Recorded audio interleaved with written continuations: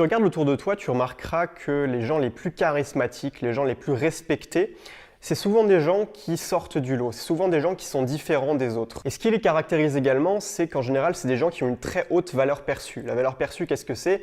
C'est la valeur de l'image sociale que tu renvoies aux autres. Par exemple, Jean-Kévin, qui passe ses journées à fumer des pétards sur le canapé de sa mère en jouant aux jeux vidéo, il a une valeur perçue relativement basse, contrairement à quelqu'un qui, je sais pas, est chef d'entreprise, fait des sports de combat, qui sait jouer du saxophone, qui est en couple, qui a une vie de famille. Cette personne-là sera évidemment perçue avec une bien plus haute valeur sociale que Jean-Kévin. Ce qui nous amène au sujet de la vidéo d'aujourd'hui où je voudrais t'expliquer comment te démarquer des autres, comment devenir indépendant et sortir du lot tout en augmentant ta valeur perçue. L'idée, ça va être de travailler pour te développer une compétence unique. Alors, qu'est-ce que j'appelle une compétence unique? Je vais te prendre un petit exemple pour t'illustrer ça.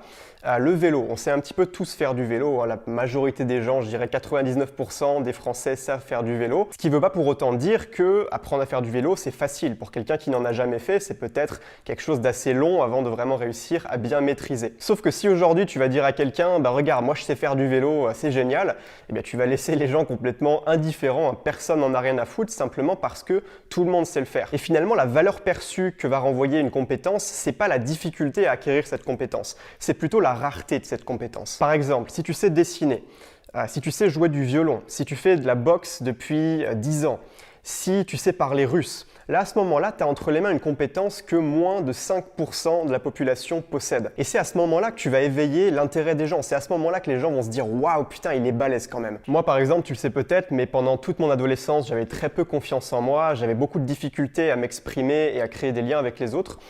Simplement, j'avais une chose qui me permettait malgré tout de me démarquer et ça m'aidait énormément. Cette chose-là, c'est que j'étais capable de faire de la musique sur ordinateur. Et quand j'avais un pote qui avait besoin de conseils ou alors qui avait besoin d'une musique originale pour une vidéo de vacances, quelque chose comme ça, eh bien c'est moi qu'on venait systématiquement voir. Et dans l'inconscient des gens, j'étais un petit peu le mec qui est calé dans ce domaine. Et donc ça augmentait littéralement ma valeur perçue, même si bon, c'était pas au top étant donné qu'au niveau du reste, j'étais vraiment au niveau zéro, j'avais pas confiance en moi, tout ça.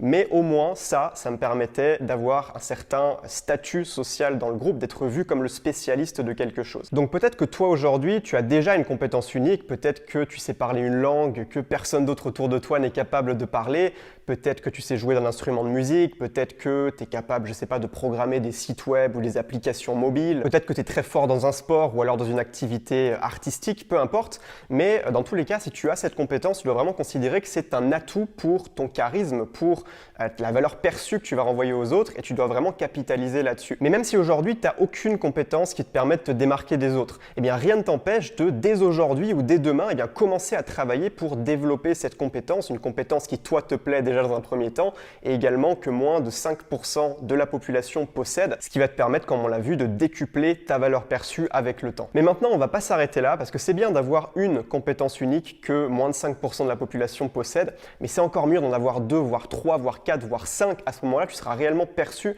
comme une personne extraordinaire, une personne qui inspire le respect, une personne qu'on va prendre comme modèle, qu'on va prendre comme exemple de réussite. Donc je t'invite à te poser la question, quelles sont les compétences uniques que j'ai envie de développer sur ces prochaines années? L'état d'esprit dont tu as vraiment besoin, c'est de toujours chercher à t'améliorer en permanence, devenir une meilleure personne et acquérir de nouvelles compétences. Moi, si tu me suis depuis longtemps, tu sais que ces dernières années, j'ai développé énormément de nouvelles compétences, j'ai beaucoup travaillé sur moi-même, mais c'est pas quelque chose que j'arrête de faire. Là, notamment en ce moment, je suis en train d'apprendre le thaïlandais. Comme je suis expatrié en Thaïlande, eh bien, je me suis lancé le défi d'apprendre la langue locale, même si ce n'est pas ma priorité numéro 1. J'apprends peut-être lentement, mais je continue à m'améliorer de jour en jour, de semaine en semaine. Et un jour, je serai capable de parler de manière fluide en thaïlandais. Peut-être que je te ferai une petite vidéo en thaïlandais pour rigoler à ce moment-là. Mais avant de finir, il y a une dernière question qui est essentielle de se poser. C'est une fois que j'ai les compétences uniques, comment est-ce que je fais pour les communiquer? Parce que tu auras beau être capable de, je sais pas, parler 5 langues, être capable de jouer du violon, faire des sports de combat, si personne autour de toi est au courant, bah forcément personne ne va le remarquer et ta valeur perçue va rester basse. Je dirais que la pire chose à faire, c'est de se la péter et de toi-même vanter ce que tu es capable de faire. Ça, c'est vraiment très déconseillé. Par exemple, tu entres en interaction avec une personne que tu ne connais pas encore et en l'espace de 10 minutes, eh bien, elle sait déjà tout ce que tu es capable de faire parce que tu lui as dit « moi, je suis capable de ceci, de cela ». Si tu fais ça, l'image que tu vas renvoyer à ton interlocuteur, c'est l'image de quelqu'un qui recherche l'approbation. Et ça, on veut surtout l'éviter. Si tu arrives à te montrer comme une personne qui ne ressent pas le besoin d'étaler son talent devant les yeux du monde entier, à ce moment-là, eh bien, tu seras perçu comme une personne qui a confiance en soi, qui a une vraie estime d'elle-même et qui se sent en parfaite sécurité dans toutes les interactions sociales, qui ne cherche pas en permanence l'approbation des autres. Mais là, j'en vois certains venir me dire « Oui, mais Emilio, si je ne mets jamais mes points forts en avant, si je parle jamais de ce que je suis capable de faire, eh bien, personne ne le remarquera. » En fait, l'idée, c'est de communiquer tes forces en toute subtilité, c'est-à-dire d'en parler seulement quand le contexte s'y prête. Par exemple, si tu parles couramment le russe et qu'un jour tu te retrouves avec quelqu'un à parler de voyage, toi tu peux lui dire, voilà, moi je vais régulièrement en Russie, je prévois d'y aller l'été prochain, je parle la langue du pays, donc voilà, je sais pas si toi tu as l'intention d'y aller, mais c'est vraiment un très beau pays. Donc comme tu vois ici, si tu mets en avant tes forces quand le contexte s'y prête et quand ça apporte de la valeur à la conversation, à ce moment-là tu ne seras pas perçu comme le gros relou qui est en recherche permanente de l'approbation des autres. Et ce qui est très puissant quand tu procèdes comme ça, c'est que c'est les autres qui vont mettre en avant tes qualités à ta place. Il n'y a rien de plus puissant que d'avoir tes qualités qui sont mises en avant non pas par toi, mais par quelqu'un d'autre, par un ami à toi,